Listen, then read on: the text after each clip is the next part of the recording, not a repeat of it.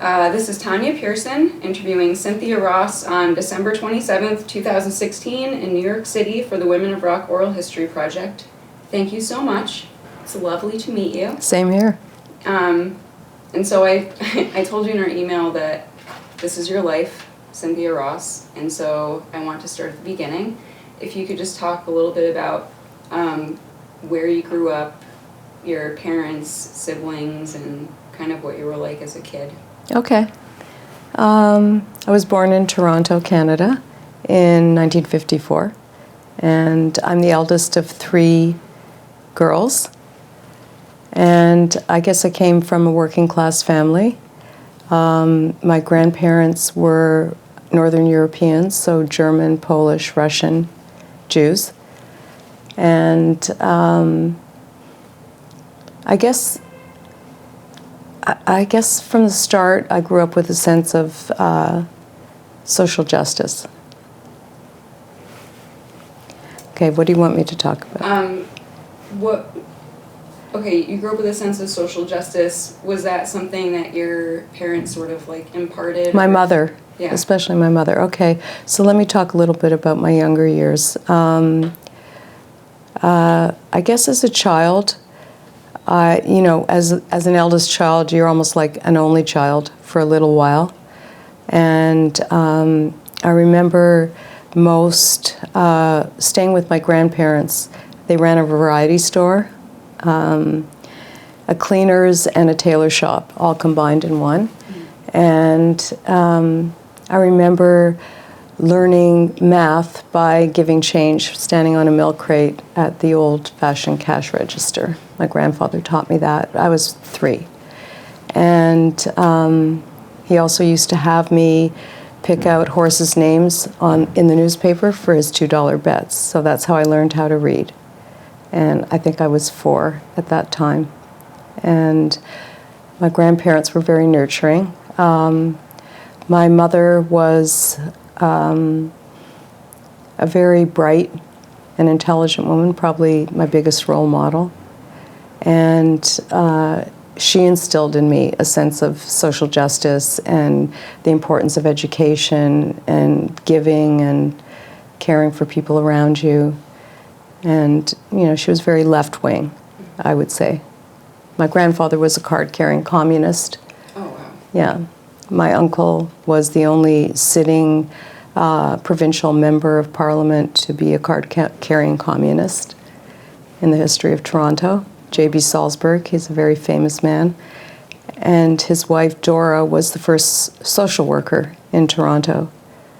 So those are some of my roots. Mm-hmm. What did your father do for a living? My father owned menswear stores, but he started out when I was very young working at a sporting goods store called Byrite, again an immigrant area of Toronto. And this particular store seemed to be the breeding grounds for all the very high-end clothiers in Toronto. Mm-hmm. And you're the oldest, brothers or sisters? Sisters, eldest of 3 sisters. We're each what three. Was your relationship like with them? We're each 3.5 years apart, but for some reason I felt much older. I was like one of those old souls. Yeah. And, my 2 younger sisters, I remember they used to argue a lot, but I was kind of distant from that. I was the babysitter and the caregiver in a way at times. Although my middle sister was also in the B-Girls with me. She was the original drummer of the B-Girls. Oh, wow. Yeah. Before we get to the B-Girls, so yeah. You said that your mother was very influential. Was she a creative kind of person too, or were you like a creative kid? I was a creative child. I took piano, ballet. I was good in art. Probably all the things that my father didn't value, because their background was none of them had gone to university. And that's what they wanted for all of us. And my mother was very bright in high school, graduated with honors at the top of her class. And in those days, if you were a female child in a family with brothers, the brothers got to go to university. And so she went to Eastern Commerce, which was like a secretarial bookkeeping school so that you could earn a living. And that's just how it was, and I always found that very sad. And was that something, I mean, did she tell you that she regretted not going to school? Yeah. Yeah. Yeah. And, you know, she taught me how to read at a very young age. And education was always very important to her. She was an activist. She used to take us to rallies, and she was very political.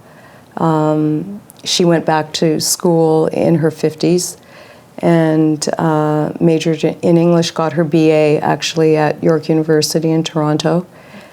And one of her professors was Irving Layton, who was also Leonard Cohen's professor. Oh, wow. And he wrote a poem for my mom. Yeah? Mm-hmm. That's amazing. Yeah, so I got to meet him. And I've often told my parents that really that's the only thing that I want, you know, after they're gone, is I want that poem, the little piece of paper with his handwriting on it, dedicated to my mom. What was your experience like in school and with your peers? I mean, it sounds like you worked a lot when you were growing up, babysitting and working at the school. Not really. Not really. I mean, that was like, I thought it was fun. Yeah, 3 years old. Oh, like, okay. my grandmother looked after me when my mother went to work. Okay. My mother worked a couple days a week. And my experience of school, I mean, the first experience was in kindergarten where I could already read. So I used to read to the other kids in kindergarten. And then I remember, like, you know, how they give you that exercise, what do you want to be when you grow up? And I drew two things, a lion and a cowboy. And I was heartbroken because the teacher told me that I couldn't be either. So I couldn't understand that because I lived in a world of fantasy and daydreaming. That was my childhood, basically. I escaped through books and through daydreams. So were you like an introverted person at school as well, or were you outgoing? I think I became social probably in about grade 4 or 5. Mm-hmm. Grade 1 was horrible for me because I think the teacher thought that I couldn't read because I was bored. And I almost failed that year. And she was very disciplinarian, and I was off in some other world all the time. So you said that you took piano, Mm-hmm. Ballet, art.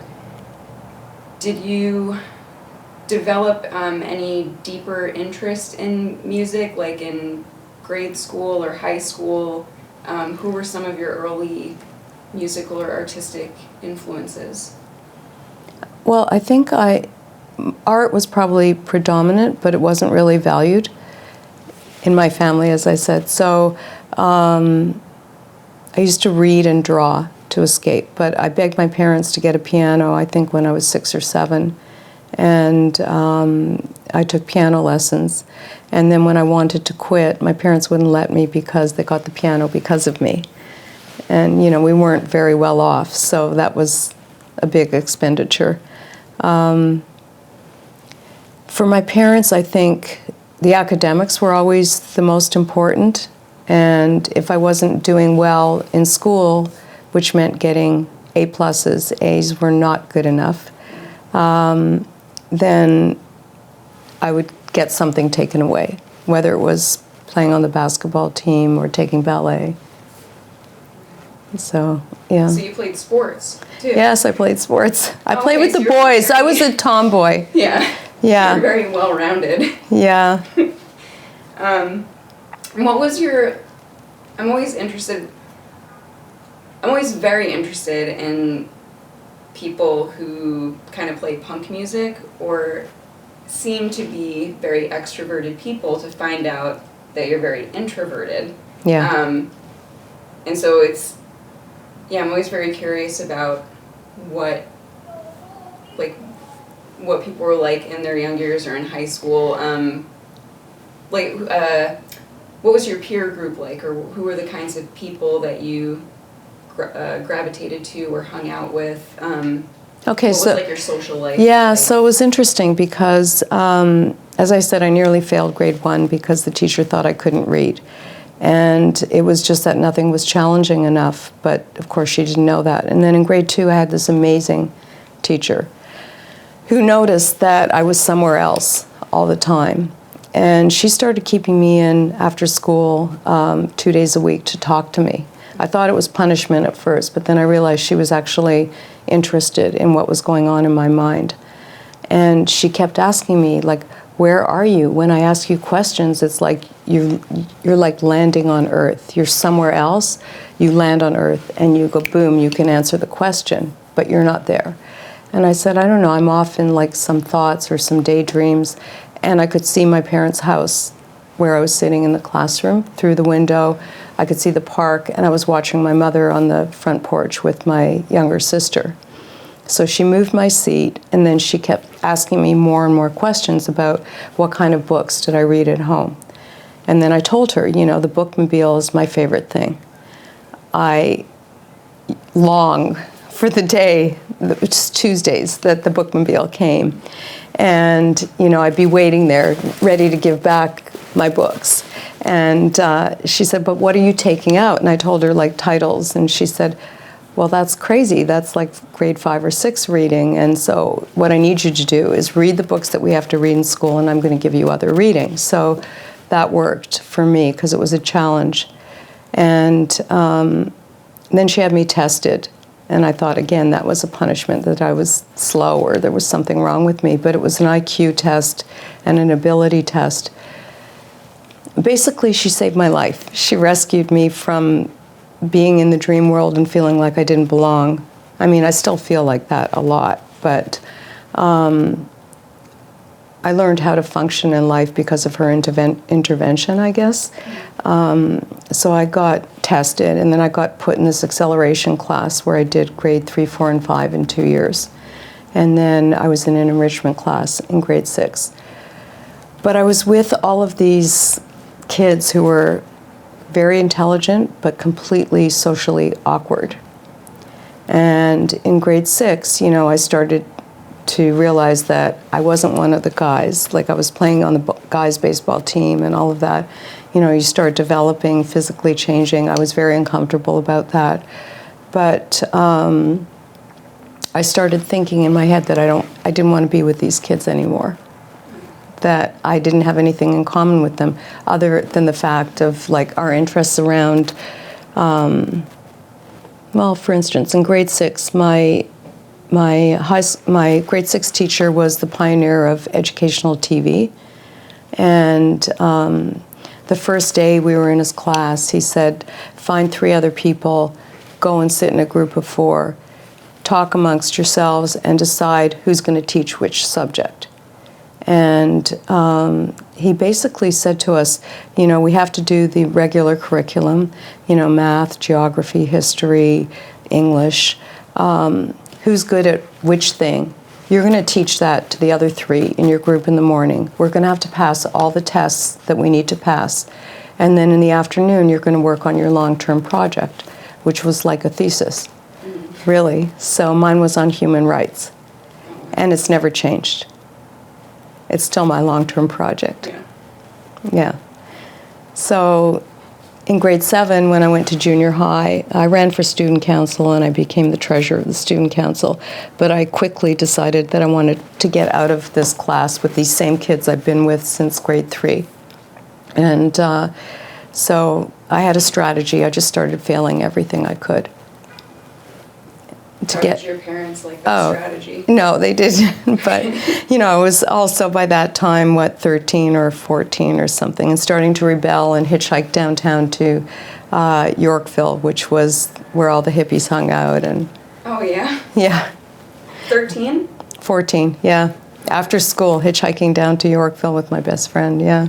So was that kind of what high school was like too, or? Yeah, well then I I was really good at realism, like art, drawing, and painting. And so my art teacher in junior high had me do a portfolio and submit it to get into this fine arts course, which was, the one school for all of the schools in the area that I lived in. So I got into that, and of course those were the kids that were experimenting with drugs and music, and my father hated it because it was not going to lead to university, but that's what I did. So, I think I have a pretty good idea of what your parents' expectations for you were.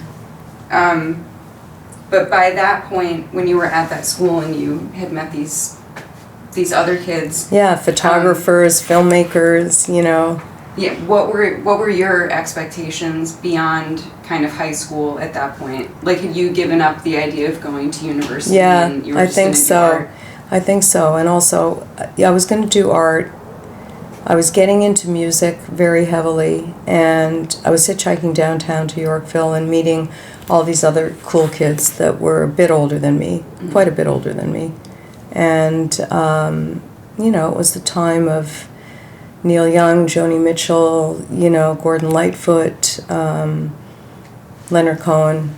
I met Leonard when I was 14. Oh, no way. Yeah, on Yorkville. Yeah. So, yeah. And when you said you were getting heavy into music, were you playing? Or No. Do you mean, okay, just still... Listening, going to concerts, buying a lot of records, saving up every week. You would buy your 45s every week. Yep. I'm glad it's coming back. Yeah, me too. Yeah. And then I don't want to skip anything, but honestly, I think my timeline is probably a little bit off. Okay. Because like what we were saying earlier, there's not much about you to research beforehand. Right. So I read that you formed the B-Girls in a washroom at a Thin Lizzy concert. After a Thin Lizzy concert. After a Thin Lizzy Yeah, and concert. Phil Lynnett's hotel room. Okay. And was this, how old were you then? I was the eldest again in the B-Girls, so I was probably 21 and the others were 20 and 19.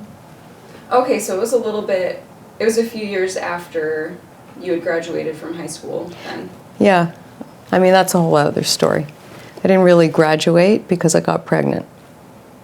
Oh, okay, this is what you had mentioned. Yeah. Yeah, because I wanted to ask what you did Yeah. after high school and before the B-Girls. I wasn't sure. I did graduate, but I did my high school by correspondence Oh, okay. because they didn't allow you to go to school if you were pregnant. Oh. Yeah. Do you want to talk about that, or do you want to skip over Let's that skip. and talk about We can the skip. B-Girls? Okay. Yeah. Okay, so what made you didn't play an instrument?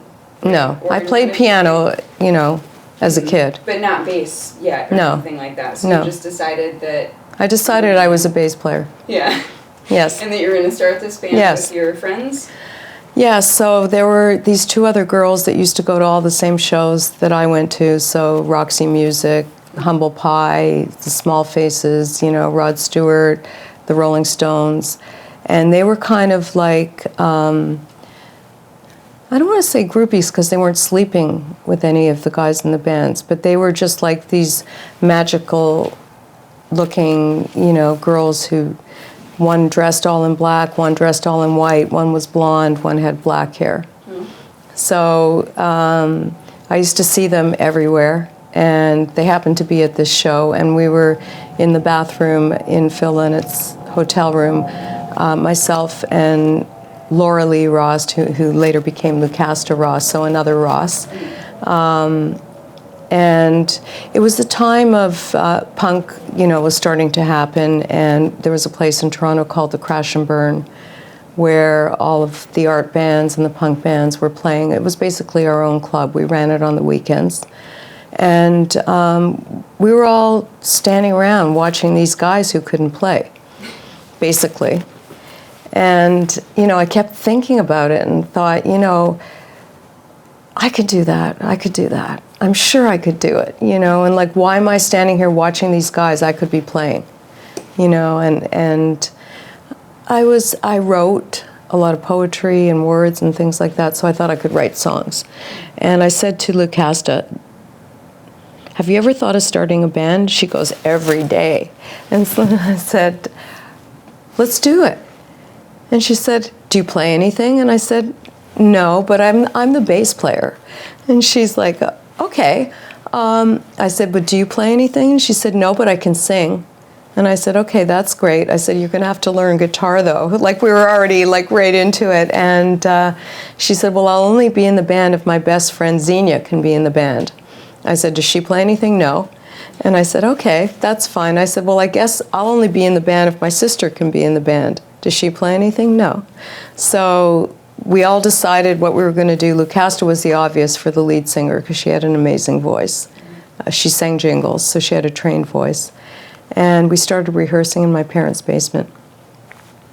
And so your parents must have been, they were like kind of supportive. Yeah, they went like around in a whole circle of things. Yeah. And Yeah. how did you get your sister to play drums, or was she also kind of into music and into... She was into music as well. Mm-hmm. She worked for this band in Canada, Rush. She worked for their management company. Yeah. And that was her first job out of high school. So she was in the band not that long, but, you know, the formative band, the original members. So it was myself, Xenia, Lucasta, and Rhonda. Well, and I have this question, like, more towards the end, but I sort of want to ask it now. Because I was surprised when I read that none of you played your instruments. Because on that B-Girls 45, I mean... We played, yeah. You're pretty good musicians. And the song structures, like, it sounds like you've been playing for a while. Was that something that you had to work really hard at? Was it very intentional? Or... So that 45, Fun at the Beach, and B-side was recorded 3 months after we picked up our instruments. Oh. Yeah. So you just practiced a lot? We practiced a lot. We loved it. Mm-hmm. It was like, you know, we got religion with the basement practicing. And we had other bands helping us, like guys in other bands were showing us how to play our instruments, loaning us instruments. You know, we learned These Boots Are Made for Walking, you know, as learning a cover to learn, like, how to play together. When I think about it, it was pretty astounding. So Greg Shaw from Bomp, he heard about us somehow, and he flew up to Toronto, and he paid for us to do that 45. He loved us. He called us the Female Groovies or the Flaming Ramones. Oh, wow. Yeah. Yeah, I read that you compared your sound to like a punk Shangri-La's. Yes. Kind of. Were all of you were all of you inspired at all by girl groups? Yes. Or? Okay. Yeah. We were like so we were very different, I think, than a lot of girl bands in the sense that it was our own idea. Like, we came together naturally, organically. It wasn't some guy in a boardroom picking girls who looked right to be in a band or, you know, writing the songs or any of that stuff. And at the time, I really, you know, I was very naive. I looked up to a lot of the other girl bands, and then I later found out that most of them didn't really play their instruments on their records. And I kind of hung on to that, and that's probably why we never signed with a major label. Oh, because you insisted on playing Yes. your own instruments. And Yes, and sticking together and no divide and conquer. Yeah.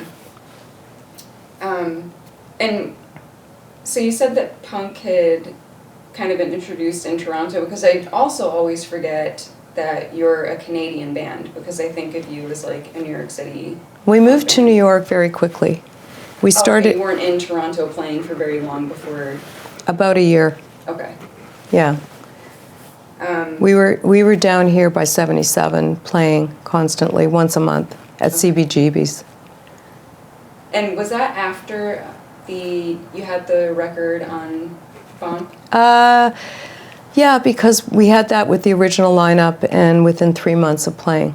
Okay. So our first gigs in Toronto, we knew 4 songs, and we'd play the same 4 songs twice. Okay. And we would do things like, if we made a mistake, we would just stop and start the song over.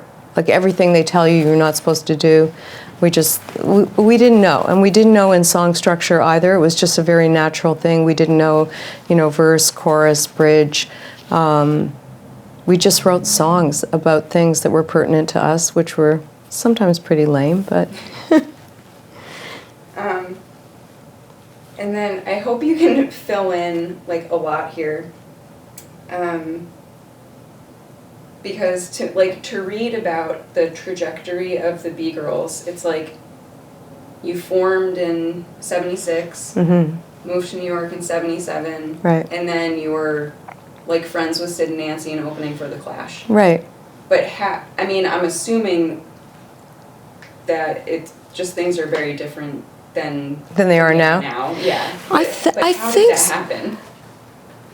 Well, there were a lot of things at play. I mean, in Toronto, we had a lot of support from these 2 guys, the Garys, who were the promoters that first brought the Ramones and the Dead Boys to Toronto. They brought in all the great punk bands, and we opened for most of them. We rehearsed upstairs from their club, The Edge and the Horseshoe. They supported us. We had a lot of support. Like, I think a lot of it was because we were genuine and we were just trying to be ourselves, and we actually were friends. We liked each other. We went everywhere together. We were like a girl gang. We liked the same music. We wore the same clothes. There was nothing fake or, fabricated in how we happened. And then once we started playing Cbgbs, we started playing about once a month. And again, that was a crazy thing, how we got our first gig. We were supposed to play Max's Kansas City with all these other Toronto bands who had come down for a weekend, and there was a big, huge snowstorm that year, and our gig got snowed out. And everyone else went back to Toronto, and I went to Cbgb's and talked to Hilly and told him we weren't leaving until he gave us a gig.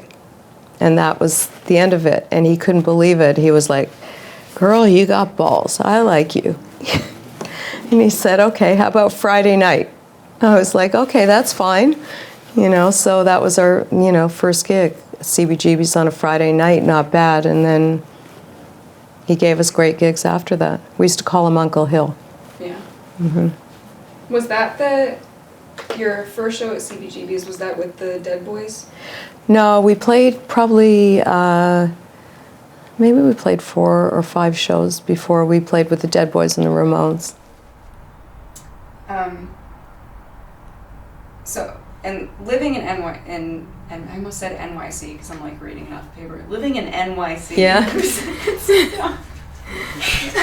When you moved here from Toronto. Yes. How big of a change was that for you? What did you guys do to support yourself? Well, besides playing shows? It was crazy because we just decided we were all going to quit our jobs and move to New York. And we basically came here without a plan, and we were sleeping on people's floors, sleeping in rehearsal studios. Sylvain put us up in his apartment for maybe a month or 2. We had another friend who we slept on his floor. We all stuck together. It was like all 4 of us in a row on people's floors. And then we had this other friend who lived not too far, Waterside Towers, in a studio apartment, and he put up with us for about 4 or 5 months. We were supposed to stay for a weekend, and we never left. And, in later years, I have apologized to him, and he said to me, "What are you talking about? Those were the best years of my life. You had Debbie Harry coming for dinner, you had Stiv, you had this one, you had that one, Johnny. Oh, Johnny was over." It's like so funny how people look at things differently. But we just did it, and eventually we did get apartments not too far from where I live now, East Village. 2 of the B-Girls lived on Stanton Street, which is about 4 blocks from where I'm living now. And I did window display design, so I used to do that for cash. And Yeah, the other girls, some of them waitressed. We all did things off the books. But we weren't like a lot of the other girls in bands or girls who hung around guys in bands at that time were dancers or, you know, strippers or that. We didn't do any of that. We were really kind of old school values. We had rules about things. I was like the den mother. Like as a band? As a band, for instance, you couldn't sleep with a guy in a band that we were opening for, unless he was already your boyfriend, because then people could say that you only got the gig because you were a girl, and so I was against all that. Okay. Yeah. All right, so I have to ask, because, well, and I think I actually wrote this down too, like, hate asking about her boyfriend. Yeah. But it was like this iconic kind of punk relationship that you dated Stiv from Dead Voice for, was it quite a while, or does it just seem like a while? It felt like quite a while to me because it was one of my 3 very deep relationships. And yeah, I mean, I met him in Toronto. It's weird that you say that you hate to ask about it, because in some ways I hate to talk about it because I don't want to be identified with the guy that the boyfriend, because I feel that I have my own value and that I was a musician, I am a musician, I'm still playing, I'm still here. Yeah. And it's been really recently that I've tried to consciously get away from all of that. Oh, because see, the only reason I'm like, it must be okay to ask is because I see so many photos of you two together, and you to me, it seems like a mutual, it seems, to read about it and to look at the photos, it seems like a relationship that was based on a mutual respect. Totally. And that you were helpful to each other. Totally. And so it's not about that. It's not about what happened between Stiv and I. It's about how other people, I think, may perceive it in the present. Mm-hmm. And it's only been really recently that I've even had the self-awareness to say, why do I keep posting photos of Stiv? He's been dead for how many years? And, you know, I'm my own person. I bring my own value, my own game, my own attributes. But no, I mean, he probably was the love of my life, and we did help each other and support each other, and it seemed like a really long time. Maybe it was 5 years, but in those days 5 years was a long time. And, you know, we got to the point where we were engaged, and it was quite serious, and we had a lot of respect for each other. And he helped the B-girls a lot, in the sense of like instilling in me how you do things. He was very astute business-wise and media-wise, and Stiv was a great schmoozer, you know. Well, I guess I'll ask this question next. I mean, just thinking about the punk scene seems to just have been a very supportive scene in general in New York City. I mean, New York City and LA punk scenes, and women were like active participants and pivotal in shaping the punk scenes, and I just think oftentimes that gets lost in like the popular kind of historical narratives that get passed down. But you seem to have been very actively engaged in the punk scene, like socially, musically, with networking, just like the relationships that you had with other kind of like pivotal figures. Can you, I guess it's not really a question, but if you could just like expand on some of those maybe relationships that were like more significant to you than others. And I also want to point out that, which I'm sure you know this, but I just want to say it on camera, like one of them is Blondie, Debbie Harry. The B-girls were very influential to what Blondie's sound kind of like became or turned into, and I think that gets forgotten about a lot. Yeah, well, it's interesting when you were asking me about, who was influential, and supportive, and yeah, it was a time that I hope it can happen again, because women weren't competing with each other. We knew we were the minority in a game that, like, we had a lot of power in, and we could use our power in a different way. And it was very special. Like, a lot of the photographers, the great photographers, were women. And they were just as much a part of the scene as the musicians. So Debbie, to me, Debbie was like an older sister. And the B-Girls opened for Blondie like numerous times. We sang backups on one of her albums, Auto American. Debbie gave me a lot of advice. And I looked up to her, and, a few of her producers produced us. Debbie produced us. She's a prime example of a woman who I really respect, because she's still doing it, I'm still doing it, but, obviously I'm not on the same level as Debbie. But we're still friends. We still talk to each other. Yeah, it was really a special time. So Debbie gave us a lot of advice about when you sign a record deal, because I was like the band's manager. I wrote most of the songs. I booked all the gigs. I managed the band. I did all the posters. But I never wanted to be that front person. I was very comfortable being the bass player. Didn't want to be that front person. And, Debbie gave me the advice that to be very careful when you sign a record deal, because they're going to want to take away all your creative control. And that they're going to see 4 girls like you, and they're going to think it's their male fantasy.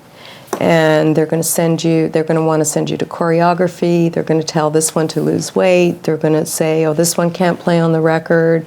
And she was right. That was what happened, both with record labels and management people that we interviewed, because Debbie gave us her lawyer, and he told me that I couldn't be the band's manager if record labels were going to take us seriously. So there was another point. So we interviewed managers, and a lot of them were the way that Debbie had predicted, but it was going to be their ideas. It wasn't going to be the B-Girls, the way that we were the B-Girls. And then we signed with someone who was actually one of Debbie's road managers as our manager, and we ended up paying money to get out of that management deal, because he couldn't get us gigs that were as good as the gigs that I was getting us, and he couldn't get us the money that I was getting us. So to me, it was a lesson. Like, we stuck to our guns, and we stayed true to our beliefs, and yeah, we never sold out, but it's probably why we didn't make it. Yeah. In the commercial sense. Oh yeah, switch spots.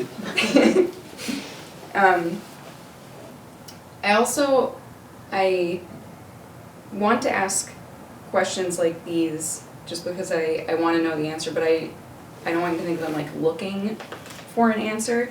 But did you experience any sexism as like a touring woman musician? No. Ever? Yeah, no. It's like each generation it's different, and so it's interesting to like compare and kind of contrast. It doesn't seem like there was a lot of that in the punk scene or punk shows with like sound men or... No, not at all. Yeah. Not at all. It was almost like people wanted us to succeed. Yeah. It was a weird thing. It was like people were cheering. That's how I felt. People were cheering for us. They wanted us to sound good. They wanted us to be good. We worked really hard. People respected that. They could see that it was about the music for us. It was always about the music and the songs and the fun. I mean, the Clash were a prime example.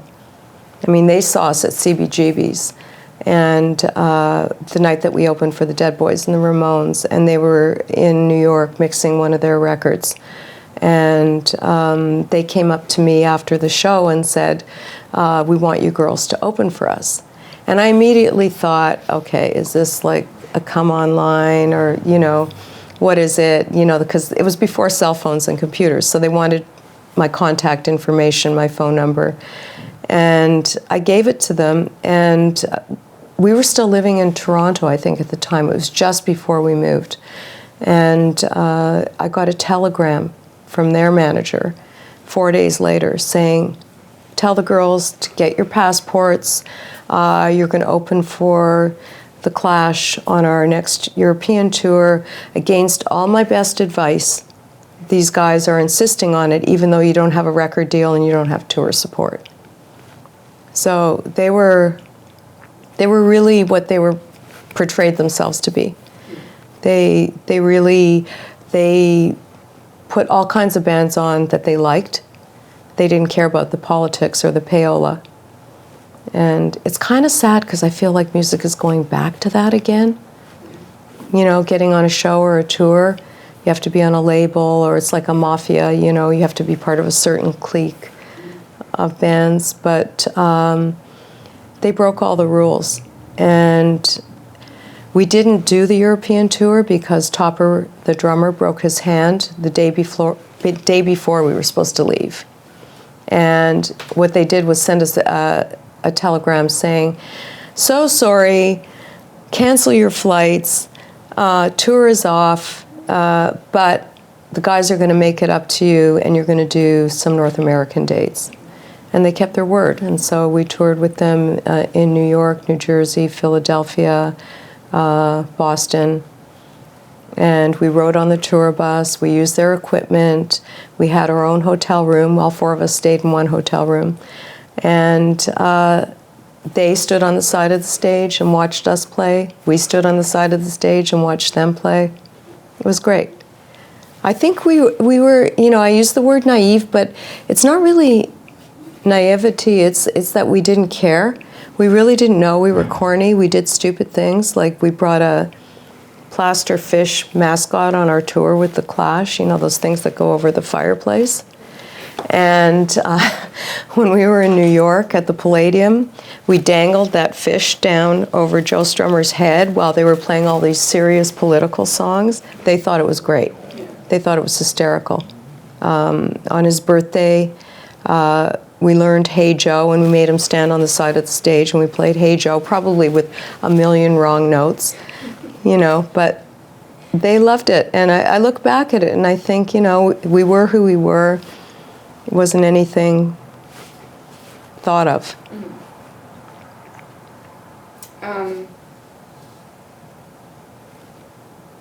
Okay, this is like a weird transition. It's okay. I feel like I'm all over the fucking place. Well, another relationship that stuck out, just like kind of looking you up and looking the B-girls up, was Sid and Nancy. But I think I don't want to just like ask you about them, but I think more of how it relates to like the drug culture at the time, the kind of sex, drugs, and rock and roll thing, and what was your perspective on it then? Because you did say like that you lost a lot of friends. Yeah. And then what is your perspective on it now, you know, all these years later? Well, I mean, we were like these clean-cut good girls, you know. I was probably the most extreme one in the band I didn't do drugs in high school. I tried pot at 14 and hated it. Tried other things and really didn't like any of them. I was pretty much a control freak, so I didn't want to lose control. I never did acid. I never experimented with any of that stuff. But when we moved to New York in '77, almost every band that we hung out with was doing heroin. And unfortunately, we drifted into it as well. I was the only one that became seriously engaged with it in the band. And when I was with Stiv, I wasn't doing drugs yet, so it was at the end of that, so probably in the early 80s was when I started. And I lost almost 10 years of my life to it. So Sid and Nancy were our neighbors at the Chelsea when I was living with Stiv there, and I wasn't doing heroin, or we weren't doing drugs. Stiv wasn't doing drugs at that point in time. He was drinking a lot, maybe taking the odd Quaalude, but other than that, no. And Sid was almost like our child. Every day Nancy would drop him off. We were like the babysitters, and she went to work, stripping in Times Square, and Sid was with us, and he was very childlike, and he really looked up to Stiv. And he was very sweet. He was nothing at all like his image or his persona in the Sex Pistols.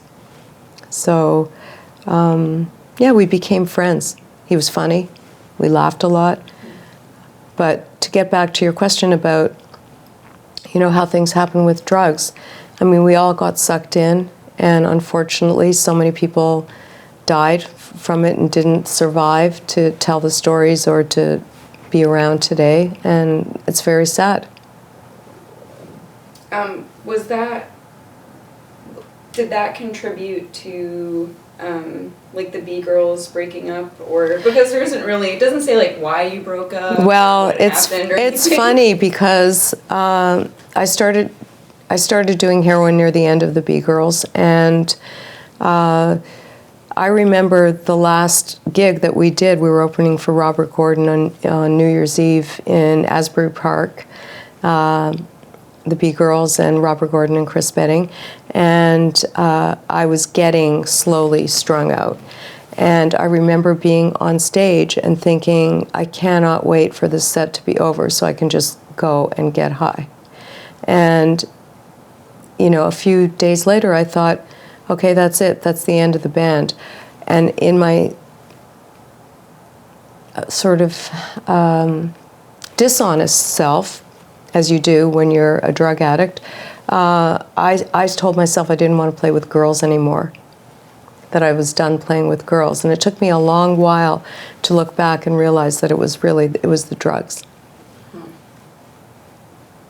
Yeah, because, so when the B Girls broke up, did you play in a few other bands right away, or was there some time in between? No, I kept playing. Okay. I stayed in New York, and I lived with Billy Rogers, who became my husband, and he played with Johnny Thunders. He was a drummer, and we were like a rhythm section. We played with a lot of people, so we played with probably about 4 or 5 other bands. Yeah, I read that you played in a band with him called the Renegades. Yeah, which is basically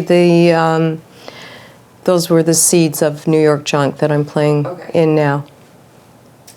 How long were you with Billy before you got married and pregnant with your daughter? Because I read one funny thing, that you had a gig with the Renegades, and you gave birth to your daughter and checked yourself out of the hospital and went to play the gig. I did. So, yeah, Billy and I probably lived together for about 3 years before we got married. And we got married when I was 30, I guess, because I had my daughter when I was 31. And, we were married for 9 years.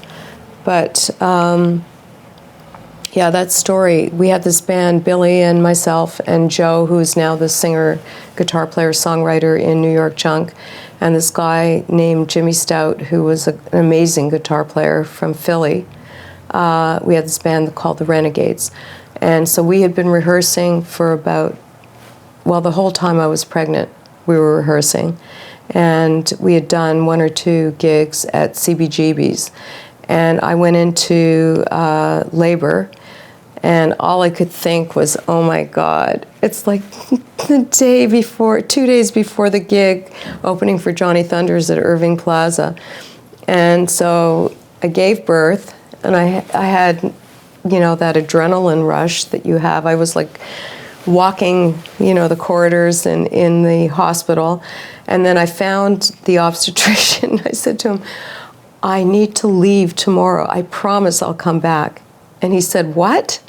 And I said, I have a gig. I'm playing bass in a band. I can't miss this gig. I promise. You just need to sign me out for like 4 or 5 hours, and I promise I'll be back. And he said, okay, I think you're insane, but as long as you promise you're coming back in the same day, I'll do it. And so he did, and we played at Irving Plaza, a day after I gave birth. Wow. I didn't realize that you went back to the hospital. I did. Afterwards. Yeah, my daughter was still there. That's even better. Yeah. I know. Yeah, that was crazy. But it was really because I never wanted anyone to be able to say that you can't have a girl in your band because she's going to miss a gig because of something like being pregnant or something like that.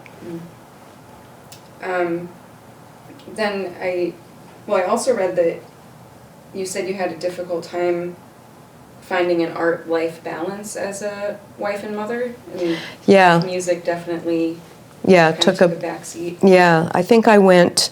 I did play. We moved to Toronto when Amanda, my daughter, was 9 months old, from 10th Street in New York, and my life changed quite a bit there because New York is really my life force. It's where my music is, it's where my art is, it's where I feel right. And it threw me back into where I was as a child, which isn't the same as the mindset that I have here, because here I feel like I'm me. There I feel like I'm almost playing a role, like with other expectations, and I think I fell right back into that. If I was going to be a mother, I had to be a good mother. And I gave up music, really, for 15 years or so. I thought I gave it up totally, but in looking back, I didn't realize that I played in about 4 or 5 bands in Toronto. Oh, okay. Even after I had the kids. Mm. In my mind, I thought I didn't. Yeah.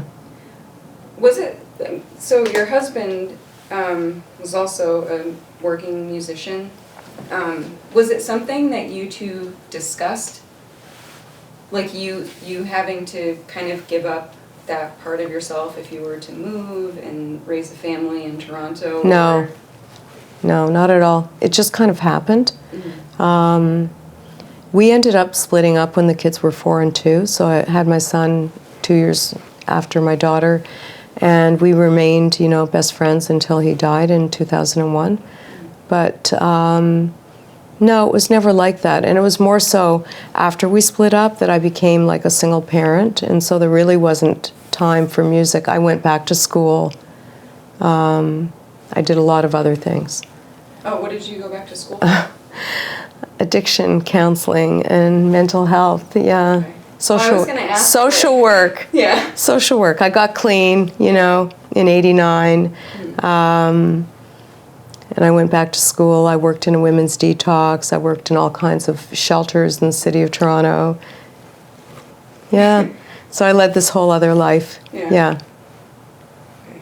Yeah, there was nothing about any of that on the internet. No.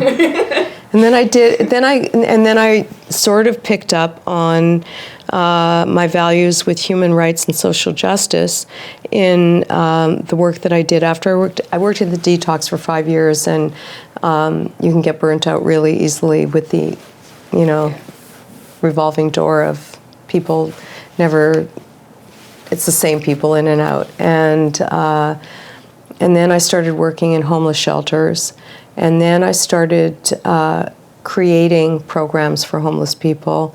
And really, that's, if I could say who I am as a person, I'm a starter. I'm not a maintenance person. So I'm like the ideas person, and I'm the person who can see the end before I start it, and then I just figure out how to get there. And it was the same with the band. It's the same with everything I've ever done that I've really cared about.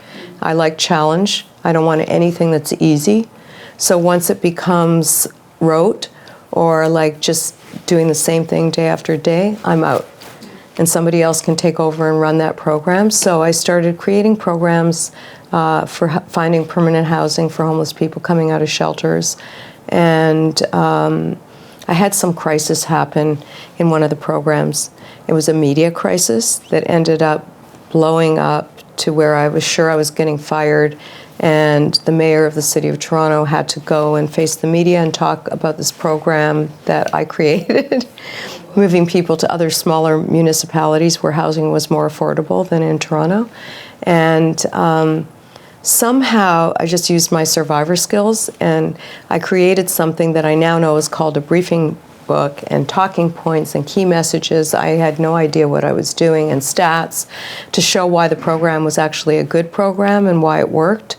And I gave that all to the mayor and the guy who was the director of my division working for the city, and they went on TV, and I basically made them look good. And then I started working in communications and media relations at the City of Toronto, and then for Toronto Community Housing, which is the social housing provider there, like NYCHA in New York. And I started out in communications and then became Director of Social Innovation and Partnerships.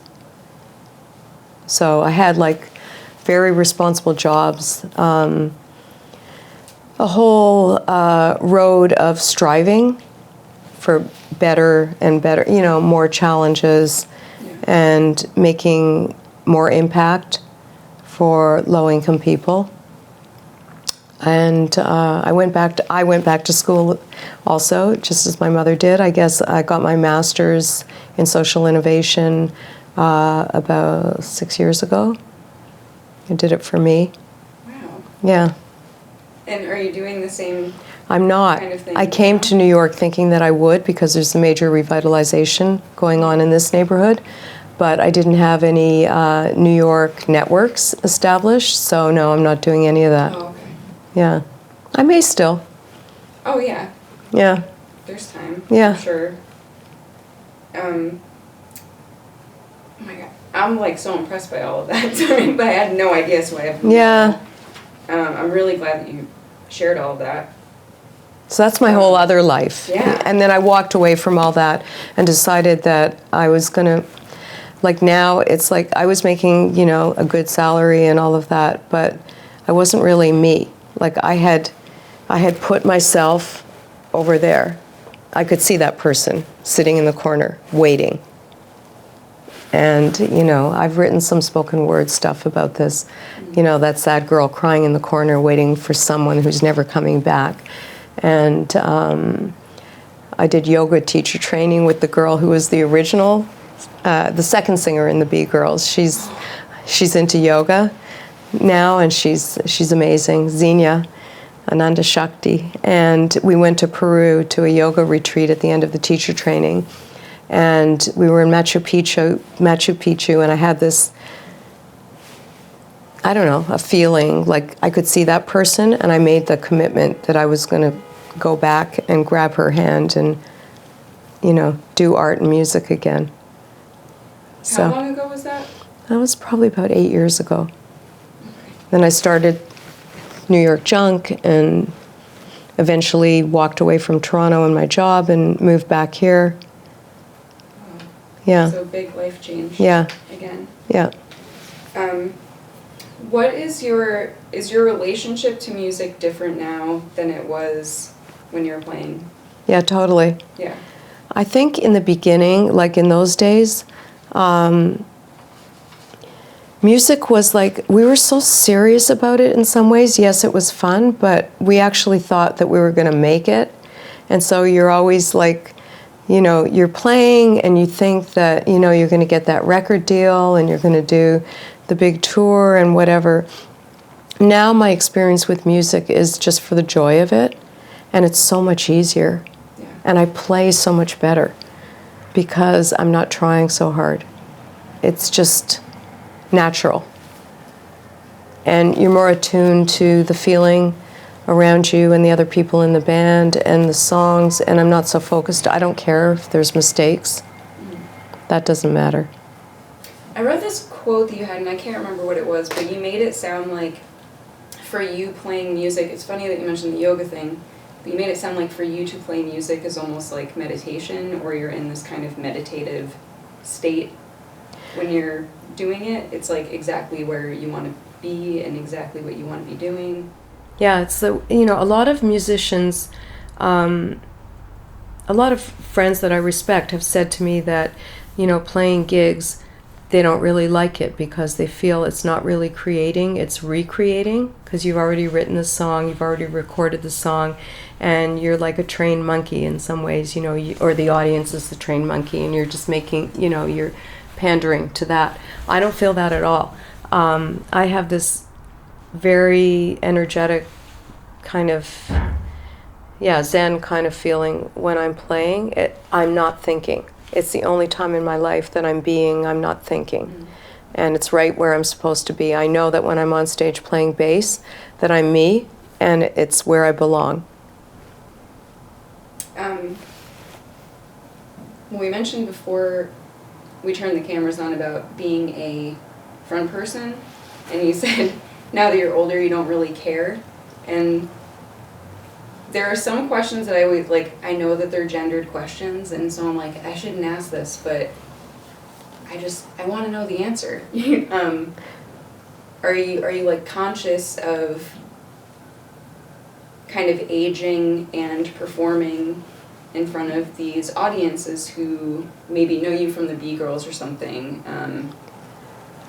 Yeah, I mean, I don't know if it's. I don't know if it's different for women than it is for men. I think like it is. Different. It is different. I think it is different. And you asked me a question earlier about did we experience sexism when the B-Girls were coming up and during the 70s, that time when we really created our own scene, and I felt we had a lot of power and there was a lot of change.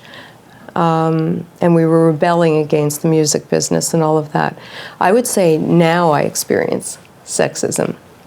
Probably even a little bit in my own band, I would say. And even though they're very supportive and all of that, it just feels different. And I don't know if it feels different because they're all guys and I'm a girl, so it could just be that. But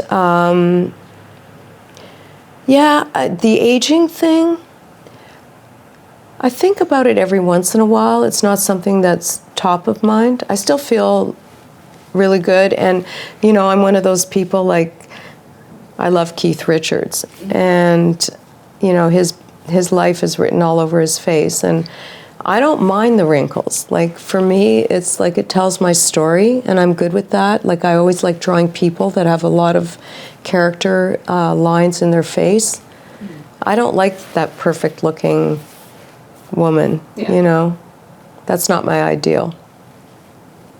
Can I ask you for... I want to have you, talk shit about your band. I'm wondering if you have any examples, if you said that you experience sexism, even with your bandmates sometimes. Yeah, so there's a very practical way, a concrete way that I can explain that. Mm-hmm. And maybe it's reverse sexism. Maybe it's I'm the only capable one in the band, but maybe it's learned. What do they call that? Maybe they practice where. I'm thinking of a certain expression, but anyway, I still book all the gigs. I still book all the rehearsals. I write all the set lists. Why is that my job? I tell them what time we're going on. I tell them what the back line is, what time is sound check, all of that stuff. Yeah. So to me, that feels a bit like sexism. I don't know. Maybe it's just that there's one person in every band that does that. Yeah, I don't know. Yeah, it could be that, or it's you're the woman, so all that emotional labor and all this stuff nobody else wants to do. Also, yeah. Maybe it isn't sexism. Maybe it's just that I'm, in some ways, I was going to say learned helplessness. That was what I was going for. Yeah. Like a child who doesn't want to do things. But I think there's a bit of that. They come to rely on you because you always do it, so they figure you're always going to do it. But Yeah. And you know, the image-wise thing, I do think there is more pressure on women. I think we would be dishonest to say otherwise. We don't have to buy into it, but there is that pressure. Yeah. And then I guess, oh, actually, well, before I ask like the last two, you're in the process of writing a memoir? Yes. What made you decide to do that? And what has the process of writing a memoir been like? It's been very strange. It's been both cathartic and emotionally draining, very draining at times, because you're revisiting a lot of things from the past that you may not have fully experienced emotionally at the time. And with age, you see them from a different vantage point. So, you know, and also, you know, revisiting pain is never fun. And I've had a lot of pain and a lot of joy in my life. I think I made a decision. It's like another level of that commitment to myself to start playing music and doing art again. The next commitment that I've made is that I'm going to step out of the shadows, because I feel very comfortable in the shadows. I like knowing that I can control things like the puppet master, but not be that person who's standing there in front, taking the fall if it doesn't work. That feels very comfortable. And, you know, I like being the person behind the person, if that makes any sense. But I know I've kind of reached the point in my life where I figure if not now, when? And who knows how much longer I have. And I have a valuable story to tell. And I think it's a woman's story in a lot of ways. I think that my life encompasses so many. I mean, we could be here for 5 days talking about the experience that I've had. I've had so many different careers. I've done so many different things. So yeah, writing the book is a commitment to myself to tell a story. And also, one of the things that spurred me to do it, besides a commitment to myself, is the fact that I've run into so many young girl bands who know about the B-Girls, and it's shocked me, you know? And they're good bands. And they say, oh yeah, we have fun at the beach, and we love the B-Girls, and it's so weird for me, in a good way. Yeah. Well, I mean, and that sort of is an answer to this question, just how do you feel about your role in and your contribution to kind of rock history as a whole? Which it sounds a little bit like, and I feel this way, that it's for some women or for bands like the B-Girls who like recorded one record and did everything themselves. It's like, if you don't, Alice Bagg said this too, if you don't keep talking about yourself, then people forget you. So you writing a memoir, is that sort of like, do you feel like that it's also your effort to kind of preserve your place in rock history, or to kind of preserve the B-Girls legacy? Because you're a really important and influential band, like in that time period. There was no question about it when it was happening. Mm-hmm. I think it's probably a combination of a lot of things. I just think it's important to tell a story of an ordinary girl with aspirations and vision and desire and a love for music, and how like 4 friends got together in a basement, sounding terrible, and writing our own songs because it was easier than playing other people's, and how that the spirit that we had inside was really contagious. That's how we got all those great gigs, and and we're still friends. And I'm doing a B-Girls reunion. I know, I read that too. I'm so excited. Yeah.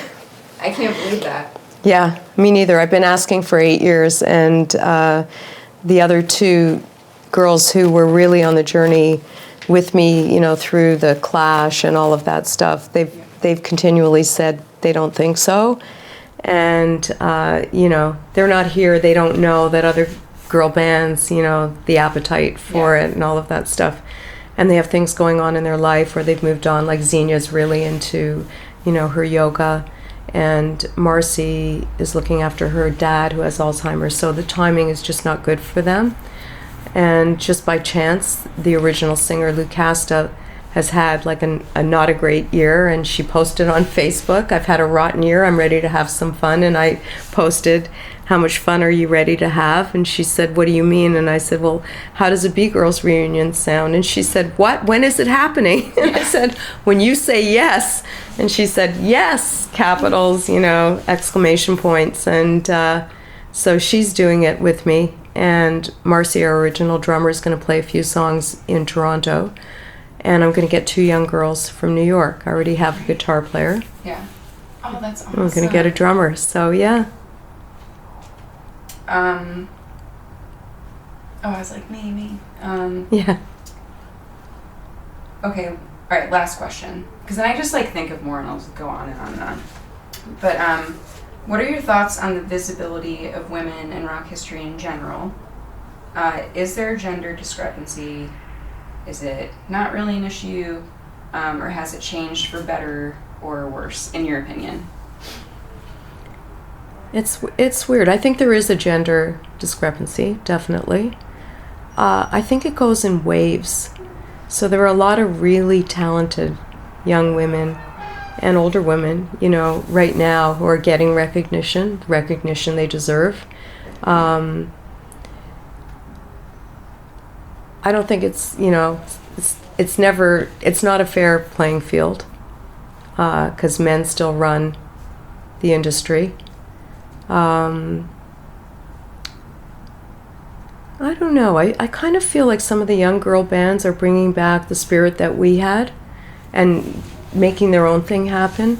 And there's younger labels like Burger, for instance, that are kids that are, you know, fans that are doing great things. And we met them when we just toured the West Coast, and we did a gig that was promoted by them. And I don't know. I'm always hopeful. I mean, you can't live your life feeling sad about things. I think you got to push the barriers, and you got to break down the walls. And, you know, for every one you break down, there's 20 more ahead of you. And but you like a challenge, though. I do. Yeah. I do. So yeah. Yeah, I would be bored if it was like there were a million girl bands and they were all great and they were all getting recognition. I'm only kidding, but... Okay. I mean, I'm sure there are like a million more things we could talk about, or things that I didn't ask.